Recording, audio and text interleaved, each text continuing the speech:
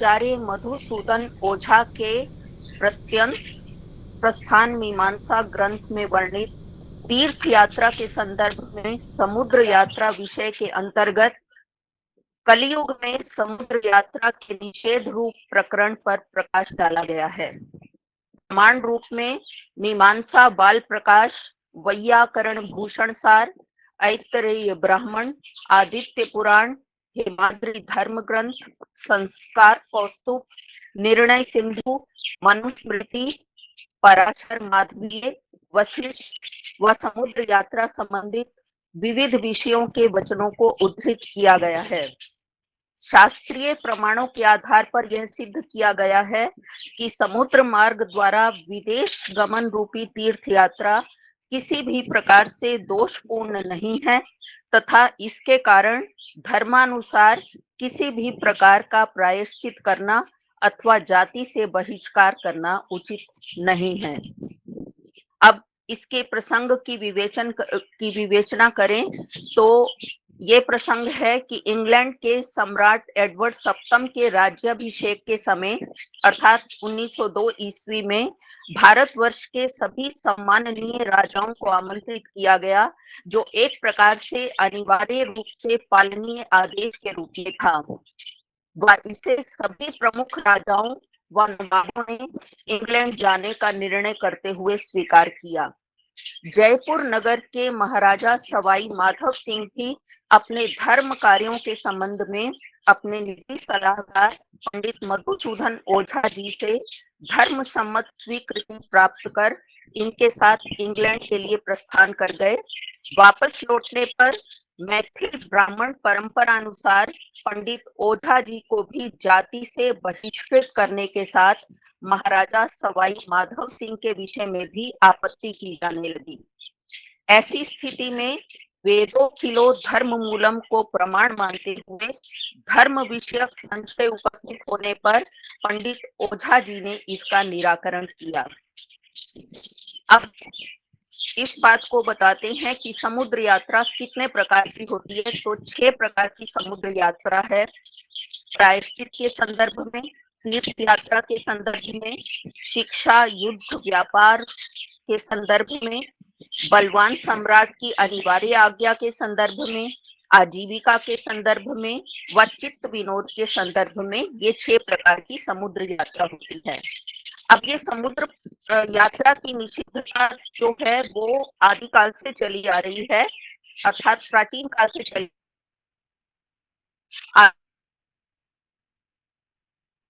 समुद्र यात्रा करने पर ही संग्रह करने का विधान कहा गया है। वहीं दूसरी ओर संस्कार कौस्तुभ में लिखा है कि नौका द्वारा समुद्र यात्रा करने वाले संग्रह नहीं करना चाहिए। भगवान मनु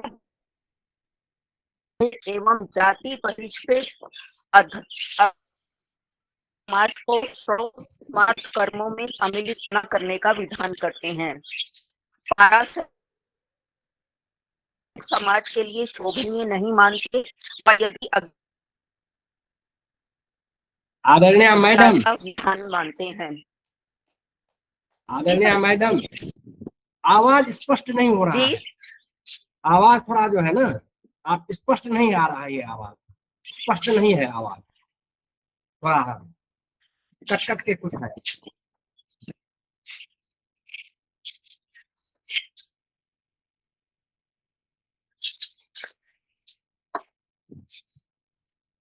जी अभी आ रही है? बोलिए, अब बोलिए।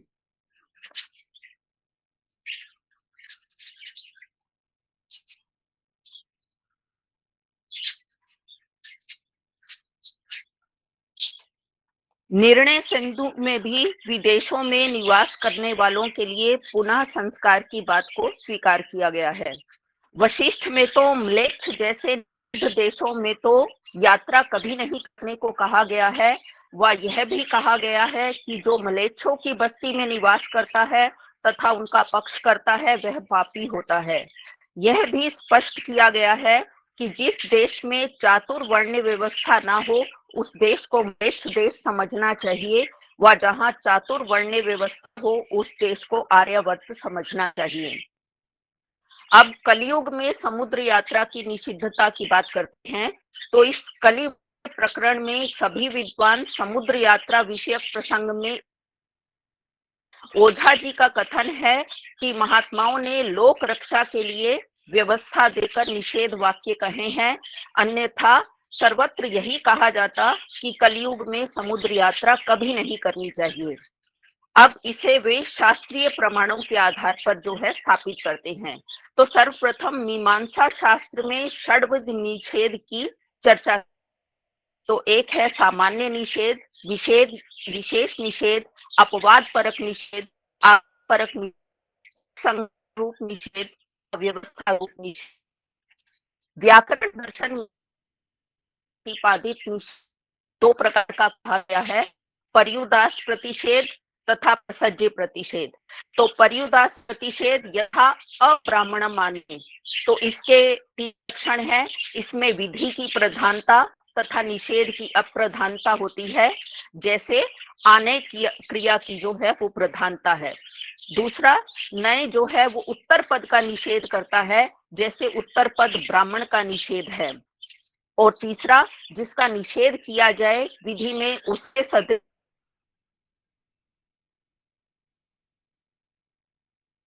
का ग्रहण होगा, जैसे लाया जाएगा और किसी जड़ पदार्थ को नहीं लाया जाएगा।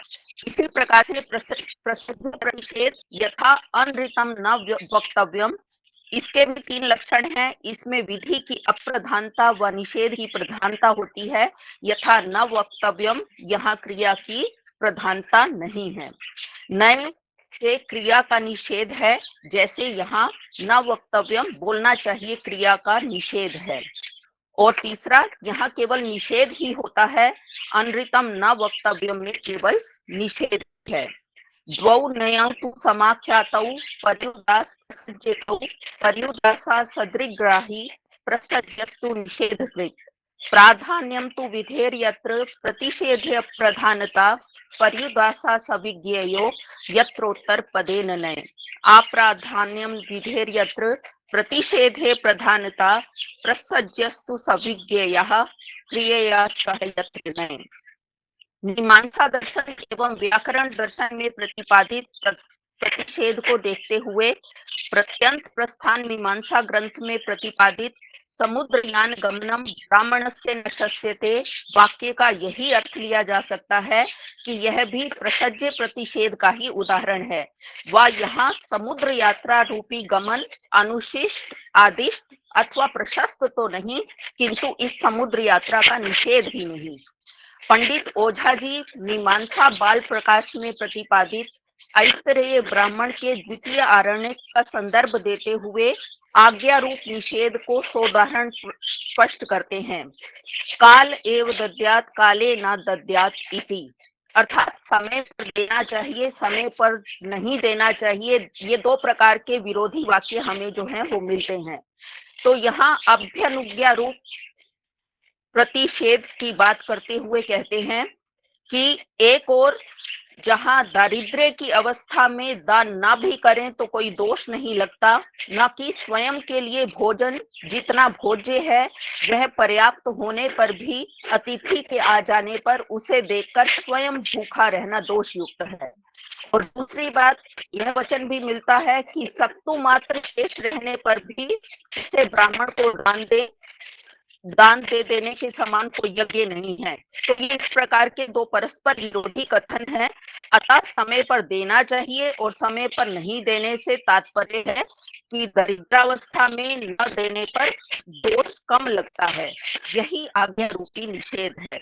इसी प्रकार समुद्र यात्रा प्रतिषेध के विषय में भी जानना चाहिए कि कलयुग में दरिद्रतावश अथवा अशक्ति के कारण कोई व्यक्ति समुद्र यात्रा नहीं कर सकता है, अथवा विधर्मियों के साहचर्य से, एकाकी जीवन यापन से, अकेले जाने के भय से या विदेश गमन से धर्म हानि की आशंका से आशंकित है, तो उसे समुद्र यात्रा नहीं करनी चाहिए।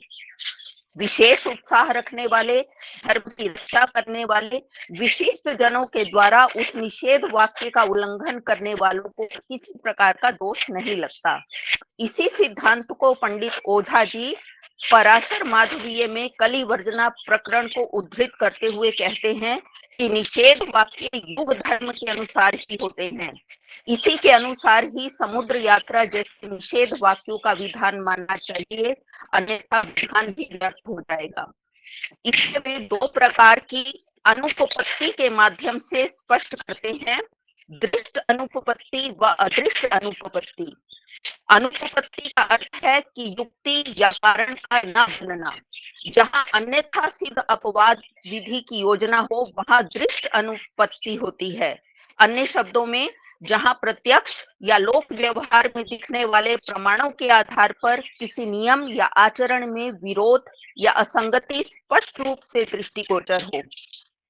दृष्ट अनुपपत्ति में विहित का अनुष्ठान करने अथवा न करने पर दंडनीय नहीं होता। आदित्य पुराण के अनुसार हेमाद्रि ग्रंथ में नौका द्वारा समुद्र यात्रा करने वाले ब्राह्मण का शोधन करने पर संग्रह करना, महाप्रस्थान यात्रा आदि के उदाहरण हैं। अर्थात नौका द्वारा समुद्र यात्रा करने वाले ब्राह्मण का शोधन करने पर संग्रह करना, सबके लिए सत्र दीक्षा और कमंडल का धारण करना, महाप्रस्थान यात्रा, गोमेध में गौ हिंसा, सौत्रामणि याग में सुरापान करना आदि। तो पूर्व पक्ष के रूप में इन शास्त्रोक्त निषिद्ध वचनों को उपस्थित कर सिद्धांत पक्ष के रूप में पंडित मधुसूदन ओझा जी का मत है कि इन ग्रंथों में तथा अन्य भी अनेक दाक्षिणात्य ग्रंथों में जहां जहां भी कलयुग में विशेष रूप से निषिद्ध कर्मों का समग्र रूप से वर्णन प्राप्त होने पर भी प्रायश्चित के संबंध में शिष्ट व्यक्तियों ने अनुमोदन भी नहीं किया है। इसलिए यह निषेध सबके लिए नहीं है, अपितु दूर देश में जाकर अपने धर्म की हानि की शंका से अथवा प्राणांतक कष्ट की आशंका से यह विदेश गमन का निषेध वचन विहित किया गया है। अतः समस्त धर्म सकारण होते हैं। जो व्यक्ति स्वधर्म की हानि न करते हुए तथा कष्ट को उत्पन्न न करते हुए यदि दूर देश में भी तीर्थ यात्रा करने जाता है अथवा प्रवास करता है, तो वह निषेध विधान के उल्लंघन से उत्पन्न दोष का भागी नहीं होता है। आचार्य मधुसूदन ओझा जी के प्रत्यंत प्रस्थान मीमांसा ग्रंथ में वर्णित तीर्थ यात्रा के संदर्भ में समुद्र यात्रा विषय के अंतर्गत कलयुग में समुद्र यात्रा के निषेध रूप प्रकरण के आधार पर शास्त्रीय प्रमाणों से यह सुस्पष्ट होता है कि अनेक उपायों से अपने धर्म की रक्षा करने में समर्थ महाराजा के अन्य त्रैवर्णिक सहयात्रियों के साथ समुद्र यात्रा करने में दोष के लिए कोई स्थान ही नहीं है।